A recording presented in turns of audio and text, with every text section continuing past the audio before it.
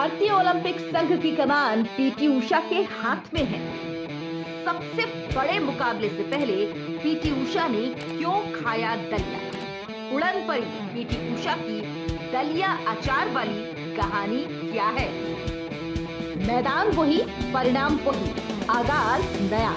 जी हाँ, उड़न परी के नाम से मशहूर PT Usha track and field को अलविदा कहने के 22 साल बाद फिर फर्राटा भरने को तैयार हैं।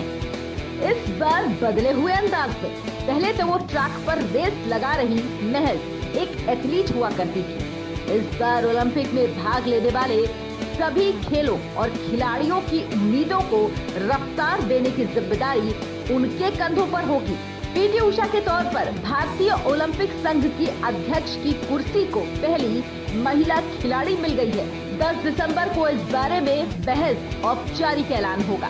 भारतीय ओलंपिक एसोसिएशन के इतिहास में नया अध्याय जुड़ गया है। पीटी उषा भारतीय ओलंपिक एसोसिएशन की कमान संभालने वाली देश की पहली ओलंपियन और पहली इंटरनेशनल मेडलिस्ट हैं। पीटी उषा के पास मौका है उस कसक को दूर करने का जो उन्हें अपने करियर में और उसके बाद भी सालता रहा। पीटी उषा 1984 के लॉस एंजलिस ओलंपिक में पदक जीतने से महज 1 सेकंड के 100वें हिस्से से चूक गई थी। उसके बाद जो उन्होंने पदकों की बौछार कर दी। 1986 के सियोल एशियाड में 4 गोल्ड और 1 सिल्वर मेडल जीता। अपने करियर में 1983 और 1998 तक एशियन चैंपियनशिप में 140 गोल्ड समेत कुल 230 पदक जीते। लेकिन लॉस एंजलिस ओलंपिक में पदक न जीत पाने की कसक नहीं निकली। एक इंटरव्यू में उषा ने उसकी वजह अपनी डाइट को बताया था।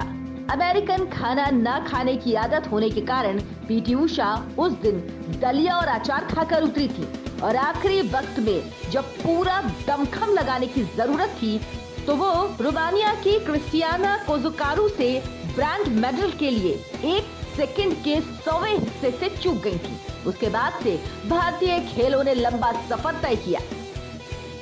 अभिनव बिंद्रा और नीरज चोपड़ा ने ओलंपिक में भारत के लिए मेडल जीता है। लेकिन पीटी उषा को सुनिश्चित करना होगा कि फिर किसी एथलीट को दलिया और अचार खाकर ट्रैक पर न उतरना पड़े। खिलाड़ियों को आधुनिक सुविधाएं और ट्रेनिंग दिलाना उनकी प्राथमिकता होनी चाहिए। पीटी उषा को एक और मोर्चे पर लड़ना होगा। 95 साल के इतिहास में भारतीय ओलंपिक एसोसिएशन यानी IOA की वो पहली भारतीय अध्यक्ष बन तो गई हैं, लेकिन तमाम खेल संघों की कमान अब भी नेताओं के हाथ में है। असम के मुख्यमंत्री हिमंता बिस्वा शर्मा बैडमिंटन एसोसिएशन के अध्यक्ष हैं, तो ब्रजभूषण शरण सिंह कुश्ती फेडरेशन ऑफ इंडिया की कमान संभाले हुए हैं।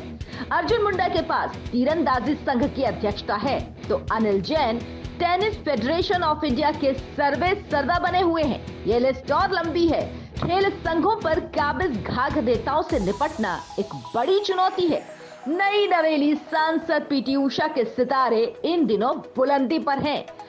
उन्होंने संसद में राजनीति का ककहरा तो सीख लिया है। बस खेल में राजनीतिक अखाड़ेबाजों को दुरुस्त कर देश की झोली में गोल्ड बरसाना ही उनका सबसे बड़ा और एकमात्र सपना है।